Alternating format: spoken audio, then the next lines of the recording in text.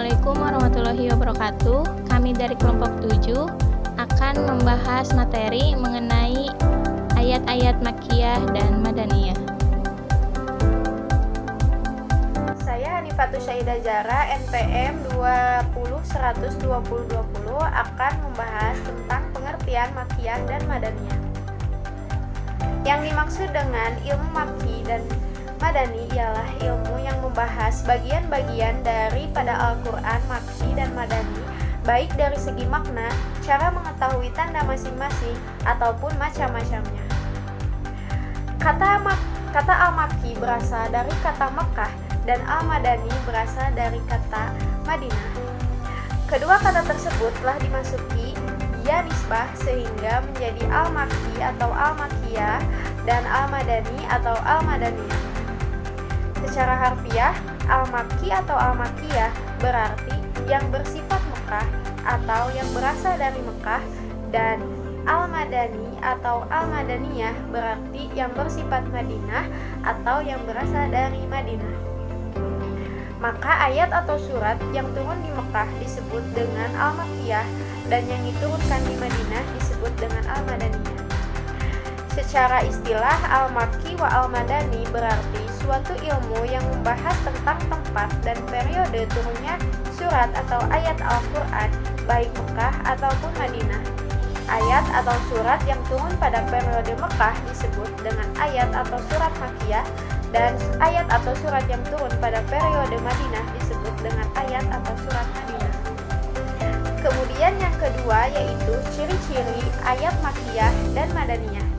Yang pertama, ciri-ciri Makkiyah dilihat dari kata-kata atau kalimat yang dipergunakan, di antaranya: 1. Memiliki ayat atau suku kata yang pendek-pendek. 2. Kata-kata yang dipergunakan dalam ayat tersebut sangat mengesankan, bersajak atau penuh dengan syair serta ungkapan perasaan. Yang ketiga, kalimat yang dipergunakan juga tergolong fasih dan baligh. Yang keempat, banyak qasam, tasbih, dan amsal.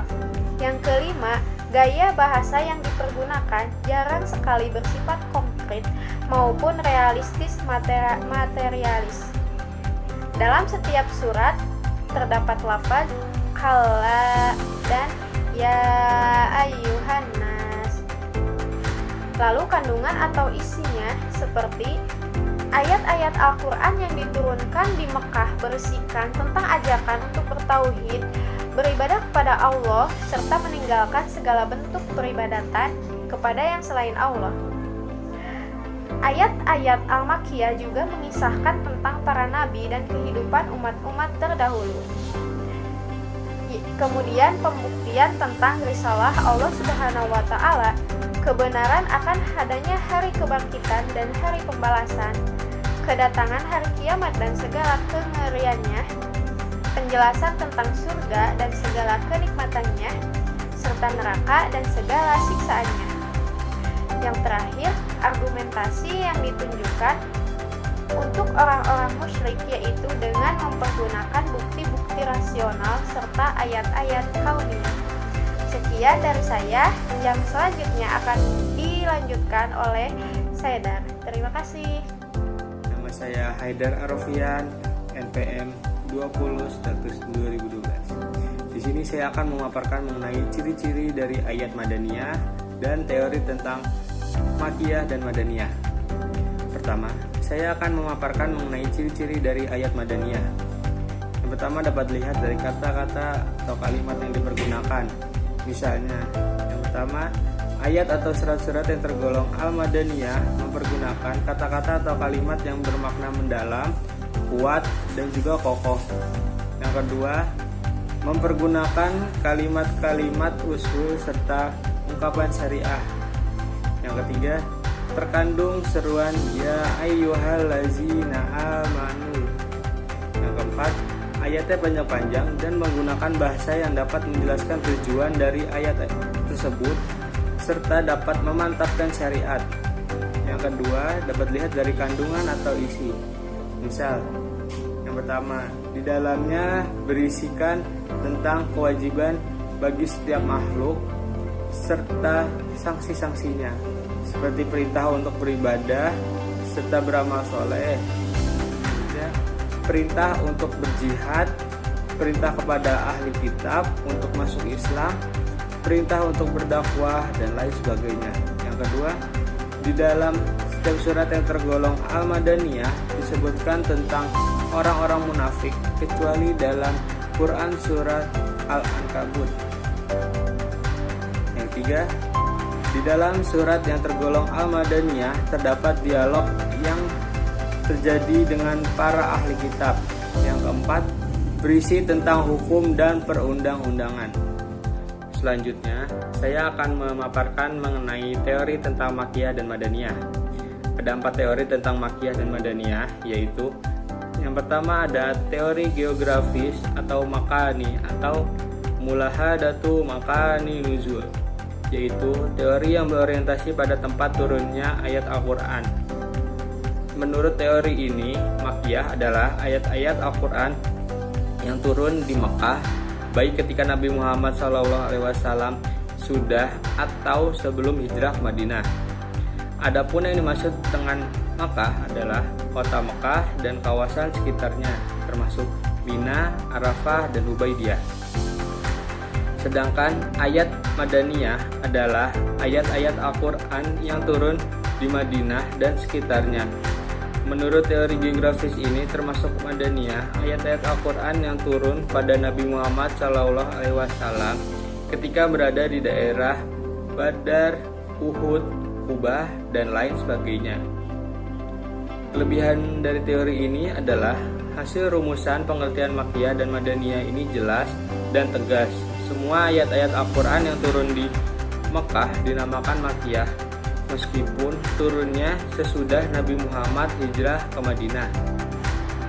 Kelemahannya, rumusannya tidak mampu mencakup seluruh ayat-ayat Al-Quran karena terdapat sejumlah ayat yang diturunkan di luar kawasan Mekah dan Madinah. Baik, sekian pemaparan materi dari saya mengenai teori Makkiyah dan Madaniyah. Yang lainnya akan disampaikan oleh teman saya, yaitu Imas. Ini saya akan melanjutkan bahasan yang telah disampaikan oleh Haidar mengenai teori tentang Makkiyah dan Madaniyah. Teori subjektif atau khitabi, mulahadatu mukhatabina fi nuzul, yaitu teori yang berorientasi pada subjek siapa yang dipanggil atau dituju oleh ayat itu. Jika subjeknya orang Mekah, maka ayatnya disebut Makkiyah, seperti ya ayyuhannas, ya ayyuhalladzina kafaru, ya bani adama. Jika subjeknya orang Madinah, maka ayatnya disebut Madaniyah, seperti ya ayyuhalladzina amanu. Kelebihan dari teori ini adalah rumusnya lebih mudah dimengerti, sebab dengan memakai kriteria khitab atau panggilan lebih nampak dan lebih cepat dikenal. Kelemahannya adalah pengertiannya tidak dapat dijadikan batasan atau definisi, karena tidak bisa mencakup seluruh ayat Al-Quran. Kriterianya juga tidak dapat berlaku secara menyeluruh. Ada ayat yang dimulainya ya ayyuhalladzina amanu tetapi Makkiyah, begitu pula ada ayat yang dimulainya ya ayyuhannas tetapi Madaniyah. Selanjutnya adalah teori historis atau zamani. Mulahadatu zamani fi nuzul, yaitu teori yang berorientasi pada sejarah waktu turunnya Al-Quran. Yang dijadikan tonggak sejarah oleh teori ini adalah hijrahnya Nabi Muhammad SAW dari Mekah ke Madinah. Kelebihan dari teori ini, menurut para ulama, teori ini dianggap yang paling benar, sebab rumusnya mencakup seluruh ayat Al-Quran sehingga dapat dijadikan batasan atau definisi. Kelemahannya adalah seringkali menyebabkan kejanggalan, sebab ayat yang nyatanya turun di Mekah sering dianggap Madaniyah karena turunnya sesudah hijrah. Yang terakhir adalah teori konten analisis, yaitu suatu teori yang mendasarkan kriterianya dalam membedakan Makkiyah dan Madaniyah kepada isi dari ayat atau surat yang bersangkutan. Dinamakan Makkiyah karena ayat atau surat tersebut berisi tentang umat dan para nabi. Sedangkan disebut Madaniyah karena berisi tentang hukum. Kelebihan dari teori ini adalah kriterianya jelas dan mudah dipahami. Kelemahannya adalah penentuan Makkiyah dan Madaniyah menurut teori ini tidak praktis, sebab harus mempelajari kandungan ayat, kemudian baru bisa mengetahui kriterianya. Sekian yang dapat saya sampaikan. Selanjutnya, bahasan selanjutnya akan dilanjutkan oleh Eva. Saya Eva Sani Faujiah, NPM 201002037. Selanjutnya, saya akan menjelaskan tentang faedah atau manfaat mengetahui Makkiyah dan Madaniyah, yaitu yang pertama, untuk dijadikan alat bantu dalam menafsirkan Al-Quran, sebab pengetahuan mengenai tempat turun ayat dapat membantu memahami ayat tersebut dan menafsirkannya dengan tafsiran yang benar. Sekalipun yang menjadi pegangan adalah pengertian umum lafaz, bukan sebab yang khusus. Yang kedua, meresapi gaya bahasa Quran dan memanfaatkannya dalam metode berdakwah menuju jalan Allah. Sebab setiap situasi mempunyai bahasa tersendiri. Memperhatikan apa yang dikehendaki oleh situasi merupakan arti paling khusus dalam ilmu retorika. Karakteristik gaya bahasa Makki dan Madani dalam Al-Quran pun memberikan kepada orang yang mempelajarinya sebuah metode dalam penyampaian dakwah ke jalan Allah yang sesuai dengan kejiwaan lawan berbicara dan menguasai pikiran dan perasaannya, serta mengatasi apa yang ada dalam dirinya dengan penuh kebijaksanaan. Setiap tahapan dakwah mempunyai topik dan pola penyampaian tersendiri. Pola penyampaian itu berbeda-beda, sesuai dengan perbedaan tata cara, keyakinan, dan kondisi lingkungan. Yang ketiga, mengetahui sejarah hidup Nabi melalui ayat-ayat Al-Quran. Sebab turunnya wahyu kepada Rasulullah sejalan dengan sejarah dakwah dengan segala peristiwanya, baik pada periode Mekah maupun periode Madinah. Sejak permulaan turun wahyu hingga ayat terakhir diturunkan. Al-Quran adalah sumber pokok bagi perihidup Rasulullah. Perihidup beliau yang diriwayatkan ahli sejarah harus sesuai dengan Quran. Dan Quran pun memberikan kata putus terhadap perbedaan riwayat yang mereka riwayatkan. Terima kasih telah menyaksikan. Wassalamualaikum warahmatullahi wabarakatuh.